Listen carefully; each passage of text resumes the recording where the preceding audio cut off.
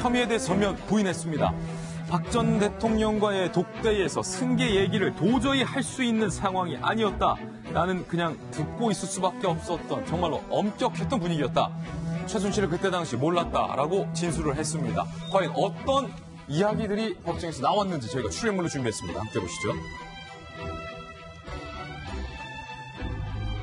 먼저 경영권 승계와 관련된 부분입니다. 그 독대했을 때 그날 분위기, 제가 먼저 얘기를 하고 뭐 승계 부탁을 하고 그럴 분위기가 전혀 아니었다는 거예요. 경영권 승계는 생각해본 적도 없다. 회장님이 와병 중이시고 의식이 없지만 생존해 계시니 아들로서 도리가 아니라고 생각을 했다. 이렇게 이야기를 했습니다. 그리고 앞서 최지성 실장은 이미 이재용에게 회장직을 물려받으라고 여러 번 책임냈었다. 왜 삼성의 경영권 승계를 정부가 도와줬어야 한다는 건지 아직도 이해가 안 된다. 이미 후계자로 인정받고 있었고 지분도 확보한 상황이다. 급할 게 없었다. 라고 얘기를 했다는 겁니다. 그리고 정유라 승마 지원 의혹과 관련돼서 이재용 부회장이 이렇게 얘기를 꺼냈습니다. 최지성 실장에게 대통령으로부터 질책받은 얘기를 했고 최 실장이 믿고 맡겨달라고 해서 따로 염두에 두지는 않았다. 그때 당시만 해도 최순실과 정유라가 누군지 몰랐다. 이렇게 얘기를 했고요. 최지성 실장은 또 이렇게 얘기했습니다. 당시 최순실이 뒤에서 장난질을 치는 것 같았는데 확인할 수 없었고 유언비어 같은 거를 괜히 부회장이나 누구에게 옮겼다가 잘못될 수 있다는 생각 때문에 명확하지 않아서 보고까지 할 필요는 없었다. 이렇게 그때 상황에 대해서 이야기를 했습니다. 그리고 삼성 합병과 관련된 얘기는요. 합병도 두 회사 사장님과 미전실에서 알아서 한 것이다. 나는 미전실에 소속되거나 근무한 적이 없었다. 최지성 전 실장 같은 경우는 미전실장으로 재직하는 동안 그룹 내 최종 의사결정의 책임은 나한테 있었다. 이재용 부회장은 삼성물산 제일모직 합병 등의 실무는 잘 알지 못했다. 이렇게 얘기를 했습니다. 김혜인 박사님. 네. 이번 벌써 8월이네요. 참. 네. 이제 이번 주 다음 주면은 최종 공판이 있고 결심 공판이 있고 8월 중순 때면은 결론 나는 거 아닙니까? D-4일 남았네요. 예. 결심 공판이 아마 4일 뒤면 열릴 거고요. 오늘 오전에 어저께 못다한 최종 신문을 마무리 짓게 되고 기간을 좀 거쳐서 결심 공판 때는 이제 구형을 하게 되는 겁니다. 특검이 도대체 얼마의 형을 선고할지가 굉장히 궁금한 거고요. 그리고 8월 아마 말이 되기 전까지는 1심 선고가 나올 건데 여기에 뇌물죄에 관한 이재용 부회장이 무죄냐?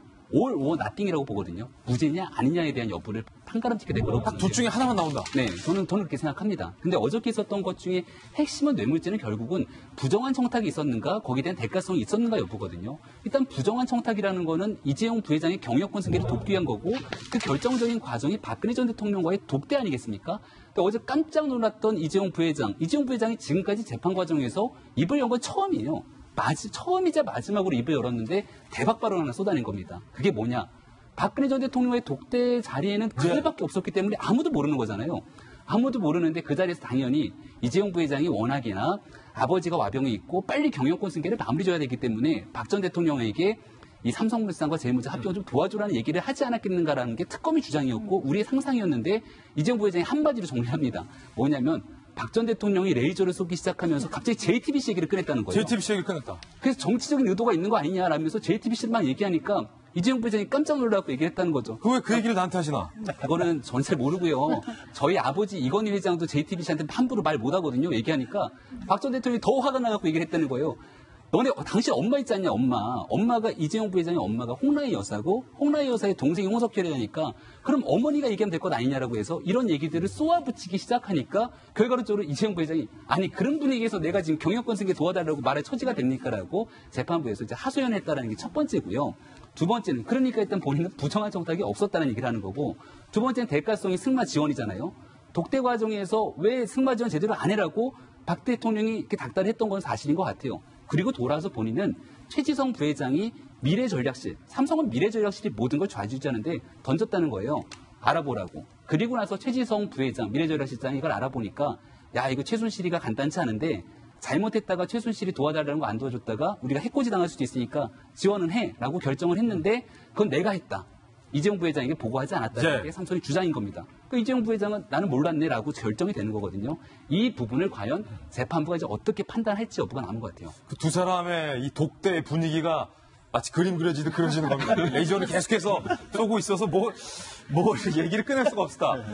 그냥 듣고만 있다가 혼나고 왔다. 영문도 모르고 혼나고 왔다는 거예요. 그때 당시에 최수실 정렬을 몰랐으니까. 제가 볼 때는 이번 증언에 정말 우리 국민들도 정말 실수를 머금을 수밖에 없는데, 아니 한 나라의 대통령이 우리나라의 가장 굴지의 대기업 총수 아닙니까? 그다음에 세계적인 글로벌 기업의 총수고 그 사람을 만나서 독대를 했으면 그 중요한 시간 내에서 만났으면 무슨 이야기를 해야 되겠습니까? 삼성그룹이 앞으로 경제 발전에 어떻게 기여하고 한국 경제에 어떻게 도움이 되고 뭐가 필요한 게 있는지 뭐 이런 것들 물어보면서 사실 한국 경제에 대한 심각한 이야기를 해도 모자랄 판에 그 짧은 시간 내서 만나서 레이저 쏘면서 왜 나를 욕하냐, JTBC 방송에 나와서 이야기를 하면 정말 저는 박근혜 대통령의 그 수준에 대해서 정말 입을 다물 수밖에 없는 거예요. 정말 우리 문재인 대통령 뭐 잘하는 것도 있고 못하는 것도 있습니다만 박근혜 전 대통령이 저렇기 때문에 문재인 대통령이 지지를 받을 수밖에 없어요. 정말 이번 삼성 재판 뇌물 사건은 앞으로 이제 8월 말이면 결론이 나오겠습니다만 1심에서 그 와중에 드러난 박 전 대통령의 저 모습과 행태는 다시 한번 또 역시 그렇구나. 아닌가 했더니 정말 그렇구나 하는 생각을 진짜 할 수밖에 없네요. 지금 분위기가 김재 변호사님, 만약에 이재용 부회장의 어쨌든 결론, 유무죄 여부가 1심에서 유무죄 여부가 8월 중순에서 나니까 이재용 부회장이 뇌물자와 관련해서 특검이 뒤집을 만한 증거가 없다. 뭐 지금 그런 쪽의 얘기가 들리고 있는데, 만약에 뇌물 무죄가 나온다면 그 뒤에 있는 뭐 박근혜 전 대통령의 뇌물자와는 어떻게 되는 겁니까? 일단은 뇌물을 줬다라는 사람이 무죄가 받으면 어떻게 되는 거죠? 뇌물을 줬다는 사람이 무죄를 받더라도 뇌물을 받은 사람 입장에서는 뇌물자가 또 될 수 있다는 게 특검 입장이에요. 박 전 대통령은 또 다룰 수 있다. 네, 거기에 관해서는 이제 예를 들어서 뇌물을 받은 사람, 뇌물을 준 사람 입장에서는 이제 강요에 의해서 이렇게 뜯겼지만 사실 뇌물을 받은 사람 입장에서 공무원인데 받은 거잖아요. 뇌물을 받았으니까 거기에 대해서는 그러면 편변적으로 성립이 되는 거죠. 준 사람은 안 돼도 받은 사람은 될 수 있다. 이제 특검에 놀리고 이거에 대해서 이제 대법원 판례도 그런 입장을 취하고 있는 것으로 알고 있어요. 약간 논리적으로 부정합이 있는 것이 아니냐 이렇게 왜 뇌물죄는 둘이 같이 하는 거니까 그렇게 될 수 있겠지만 사실은 강요로 인해서 받았다고 해도 뇌물로 만약에 처벌이 안 되면은 그게 더 이게 부정의한 그런 결과가 되는 거잖아요. 그래서 그런 부분에 대해서는 이제 만약에 이재용 삼성 부회장이랑은 조금 결과 달리 나올 수는 있습니다. 그러니까 법적 논리로는 충분히 뭐 전문가니까 맞는 얘기고요. 그러니까 이제 준 쪽에서는 뇌물이 아니더라도 받은 쪽에서는 뇌물이 될 수 있다는 판례도 있다 그러니까 충분히 맞는 얘기고.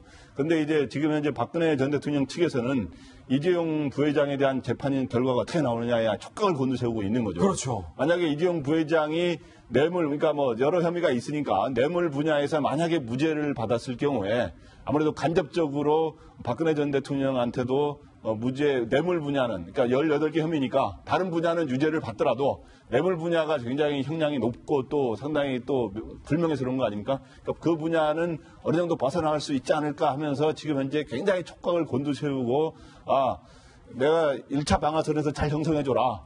이제 그런 심정이라는 것 같아요. 보니까. 그러니까 이제 그래서 박근혜 전 대통령 와서 증언도 안 하고 있지 않습니까? 강제 구인을 해도.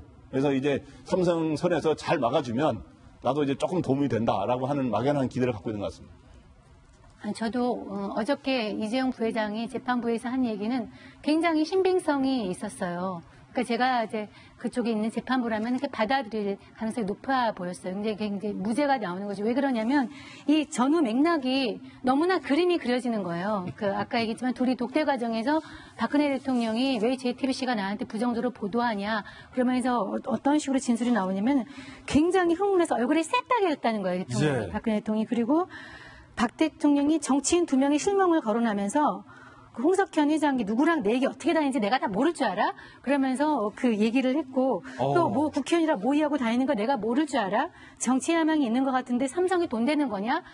아주 구체적으로 이제 다그쳤다는 거예요. 그러니까. 아니 약간 사설 정보지. 그러니까 소위 찌라시에 나올 법한 얘기를 대통령이 그룹 총수를 불러서 그렇게 얘기를 한다. 그러니까 이제 사실 이재용 부회장도 그때 대통령을 처음으로 독대했을 텐데 당황했을 거 아니에요. 그러니까 그런 상황에서 합병에 대해서 구체로 얘기를 꺼낼 정황이 아니었다는 것은 굉장히 제가 보기엔 신빙성이 있습니다. 신빙성이 있어서 다시 한번 이 재판으로 해서 박근혜 대통령의 명예는 굉장히 손상이 됐지만 무죄 가능성은 역설적으로 좀 높아지지 않았는가. 본인의 그 명예를 잃고 무죄 가능성은 높아진 어떤 그런 어저께 결심 어떤 장면이라고, 아니 결심은 아니죠. 재판부의 장면이라고 보입니다.